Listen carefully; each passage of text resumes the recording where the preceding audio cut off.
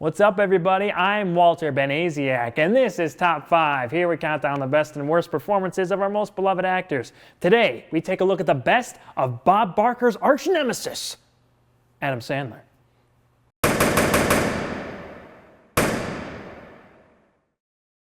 Before we get into Adam Sandler, I wanted to thank everybody for the big feedback I've been getting on these past two videos, which were the top 10 performances of Robin Williams. A lot of people were reaching out to me on Twitter and in the comments and everything, so if you've watched that, thank you very much, and if you reached out to me personally, I really appreciate it.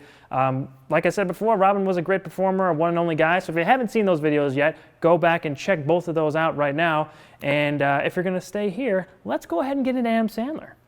Adam Sandler is still one of the biggest movie stars in the world, and after his run on Saturday Night Live, he struck it big with fan favorites like Billy Madison and Happy Gilmore. Later, the funny man took on more serious roles and showed a lot of people just how talented he really is. Comedy, drama, the Sandman could do it all, and these are his top 5 best performances.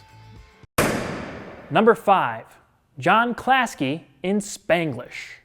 Sandler plays a meek husband and father in this 2004 romantic dramedy. He received a lot of praise for his performance and stepping outside of the wacky comedic roles he's known for. Flor is a Mexican immigrant and mother who finds work housekeeping for the John and Deborah Klasky family in Los Angeles. When Flor and her daughter move in with the Klaskys for the summer, the two families often butt heads on how they're raising their children. The house is also a high-tension environment because of Mrs. Klasky's eccentric behavior that creates problems for everyone, most especially her husband John. This is one of the first big departures for Sandler that drew a lot of attention to the fact that he could do much more than just crazy comedies. It's a very understated performance that Sandler played well. He's a father whose wife is very hard to deal with, and this causes him to internalize some heavy emotions. John is a pretty easygoing guy who people walk all over a little too much. So, when those emotions are finally let loose, it makes for a strong scene. Yes, you heard me. It's not like you didn't do the same thing. No. Yes, you did. So why don't you go lecture yourself? You won't need a translator for that one. I mean, what am I lately? A recycling bin? Anybody dumping your garbage? Hope I make something useful out of it? Sandler's character has a lot of heart to him, and when we see him hurt, the pain in his eyes is almost tangible. Real short answer. Have you had... Yes.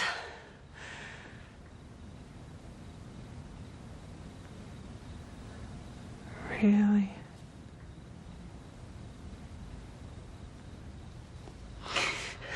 This movie still has some great comedic moments that Sandler is a big part of, but how he portrays his relationships with his daughter and Flor are the most memorable aspects of Spanglish. Surviving. What? How did you come up with this? You are fantastic, Bernie. I love you. I love you. This is a role that helped people see Adam in another way. It progressed his career and contributed to his staying power.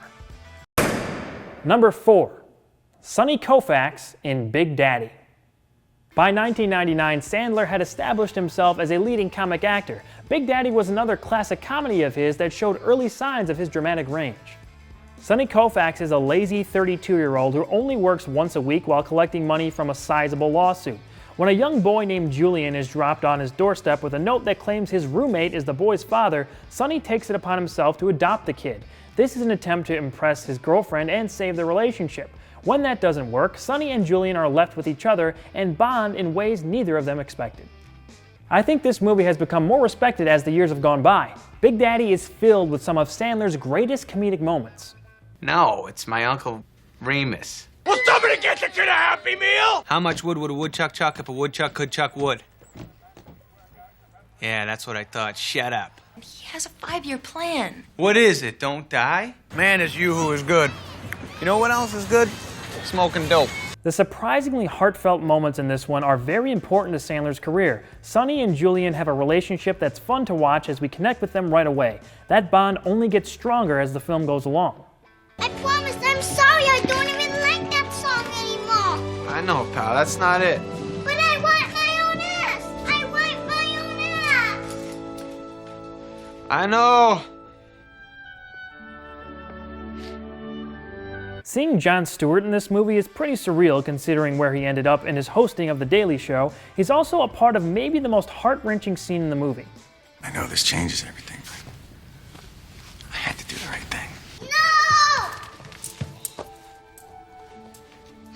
I want you to be my dad, Sonny. I know, I do too, pal. But I'm not sure that can happen exactly the way we want it. Because it seems you already have a daddy. Big Daddy was Sandler at his funniest while also incorporating some believable drama in the mix. It's absolutely one of his best. Number 3, Michael Newman in Click. This Academy Award nominated movie is very polarizing, even from the people who like it. When workaholic Michael Newman is given a remote control that can manipulate time, he gleefully skips through the boring parts of his life. However, when the remote begins speeding through larger and larger chunks of time, Michael finds himself frantically trying to slow down. With such a powerful device taking control of him, Michael struggles to hold on to his wife and family. A lot of people don't like Click, and I get it, it's sort of a part of Sandler's subpar work, but when I first saw this movie, I came out of the theater loving it. The last half hour of this movie is great. Upon seeing it a few more times, I realized that it wasn't the whole movie I really enjoyed, it was just that last half hour and how they wrapped up the story. In that last half hour, we see some of Sandler's greatest work. Those few scenes are so powerful, it catapulted this performance to number 3. You know, he just got old. That's life. You're born and you live and you die. That's... man, I gotta go. Hey, hang on. Susie, push my next meeting. No, do your meeting. It's fine. Why are you dizzy? I'm dizzy from the operation. You're gonna make me cry, Dad. Okay. You don't have to go. I think the moment when Michael has the remote take him to the last time he saw his father is one of the strongest scenes Sandler has ever done. I love you, son.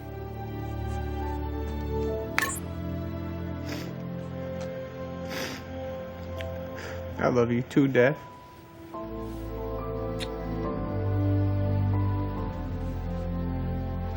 I'll miss you. You know that. Towards the end, when we see Michael laying in the street with his family, it caps off a performance that really had an effect on me. Even people who really hate Click sometimes give these emotional scenes a pass. I had a feeling you wanted to see me. Oh no, not you again. Find it hard. Sure. Let's move on, come on. Number 2, Robbie Hart and The Wedding Singer. Definitely the best Drew Barrymore-Adam Sandler team up, The Wedding Singer has Sandler doing a lot. Instead of cracking under the pressure though, he knocked it out of the park. In 1985, Robbie Hart is a local nice guy who wants to be a full-time songwriter, but has become stuck in a rut as a wedding singer. Realizing he isn't going anywhere, his fiancée doesn't show up to their wedding and leaves Robbie soon after. Devastated, he's distracted by his co-worker and friend Julia to help plan her wedding. As the two become closer, it's obvious there's something more between them than just friendship. I like when Sandler plays the pure-hearted guy. As Robbie in The Wedding Singer, he pulls it off and then some. He did all the singing in this, and as some of us already knew, he's pretty darn good.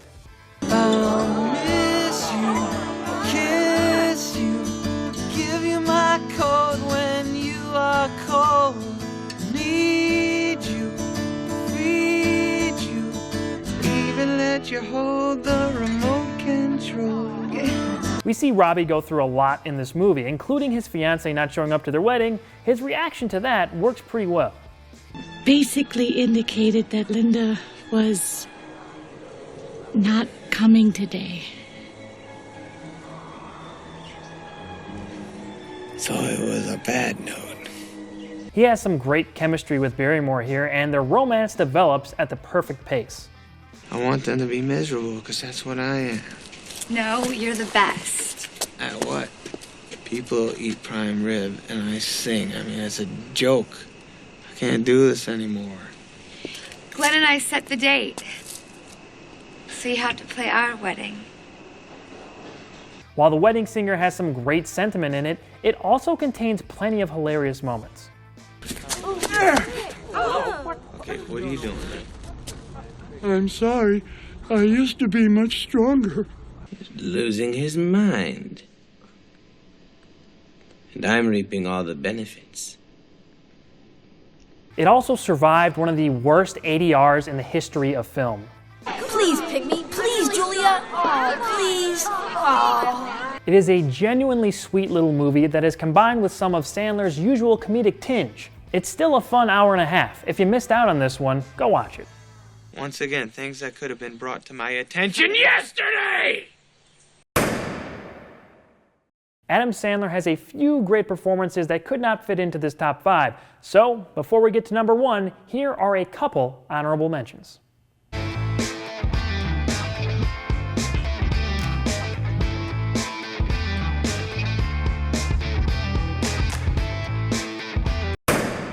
And the number 1 best Adam Sandler performance is Charlie Feynman in Reign Over Me. I remember seeing the trailer for this and being surprised that Sandler was taking on something so serious. When I saw the movie, I didn't love it, but Sandler shined as Feynman, and he brought his game up to a place that we didn't even know he could reach. Charlie Feynman lost his wife and daughters in the September 11th terrorist attacks. Years later, he's still mourning their deaths and has isolated himself from connecting with the rest of the world. His old college roommate, Alan, runs into him, and the two rekindle their friendship. Alan is also in a difficult position in his life, and when he realizes how unwell Charlie really is, he takes the difficult steps to slowly try and get him the help he needs. Sandler creates a performance that has so many layers. Not a lot of big actors can properly do justice to a character like Charlie. Charlie, my father just died. Yeah, there's a store that's gonna open up soon. Sells kitchen counters. I want to take you there. They got marble tops. Charlie, my father just died. Yeah, I know. I want to hang though. He's such a closed-off character that when we get a little bit of information from him, it's a big moment. You're waiting for most of the film for him to open up, and the payoff comes in some marvelous scenes from Sandler. And I hear on the radio,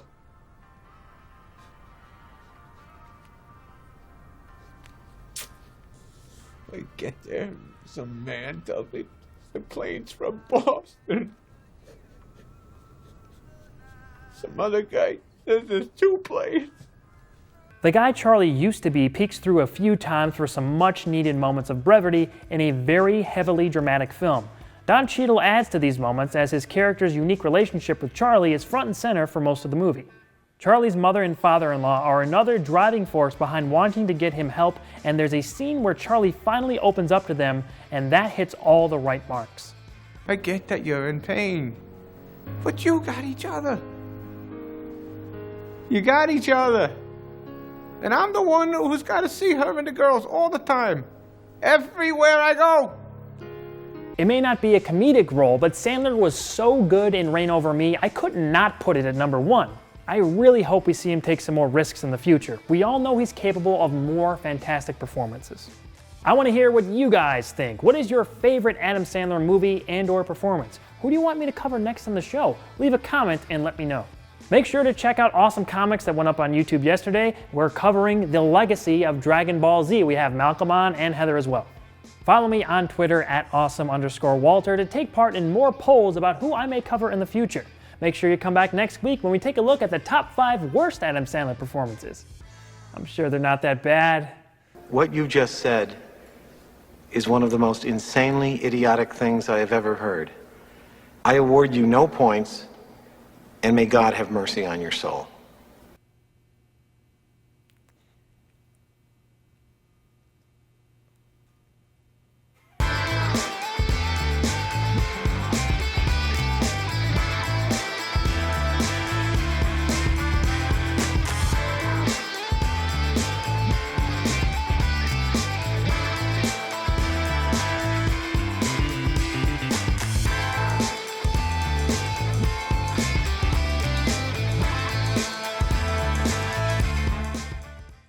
In 1985, Robbie Hart is a local nice guy who wants to be a full-time songwriter. Holy shit, that just freaked me out. I was trying to hold it. I could feel it coming. I was like, ah!